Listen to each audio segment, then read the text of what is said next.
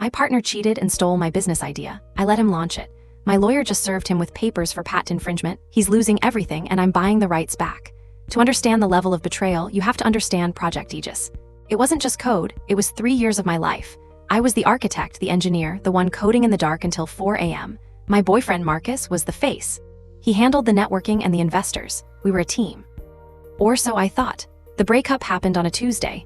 I came home early to find him in bed with the VP of marketing from a rival firm. It was a cliché, but the real knife in the back wasn't the affair. It was the empty space on my desk where my external hard drives used to be. Marcus was gone. The drives containing the source code were gone, and on the counter was a note. You were always too slow to pull the trigger, babe. Business is business. I didn't chase him, I didn't scream. I went numb. 6 months later, Marcus was the darling of Silicon Valley. He had rebranded my work as Sentinel AI. He was on the cover of tech magazines, claiming he wrote the code himself in a fever dream of inspiration. He raised $20 million in venture capital. He hired a staff of 50. He built a manufacturing supply chain. It was agony to watch. Every interview he gave was a dagger. My friends begged me to sue him right away. No, I told them, not yet. See, Marcus was arrogant. He assumed that because I was a perfectionist who hadn't launched yet, I hadn't filed my paperwork. He never bothered to check the USPTO database. He didn't know that I had been granted a utility patent for the core architecture a year before he even stole the drives. If I sued him early, I would just get the code back and maybe a small settlement. But I wanted more. I wanted his effort.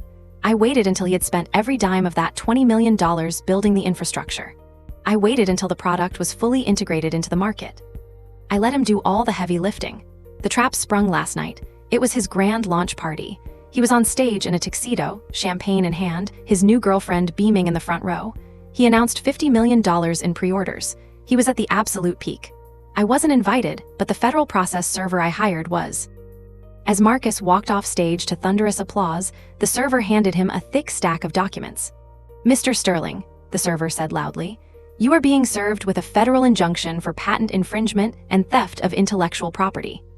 Marcus laughed at first, then he read the first page. He saw the patent number. He saw my name as the sole inventor. The color drained from his face. This morning, the injunction froze his assets. His investors are panicking and pulling their funding. His orders were halted by court order. The company is toxic. Without the IP, Sentinel AI is worthless. His board of directors called me an hour ago. They aren't backing Marcus. They are looking to cut their losses. They offered to sell me the entire company, the office, the servers, the staff, the brand for pennies on the dollar, just to settle the lawsuit. Marcus is facing bankruptcy and criminal fraud charges. He stole my idea, but he accidentally built my empire for me. Business is business, right?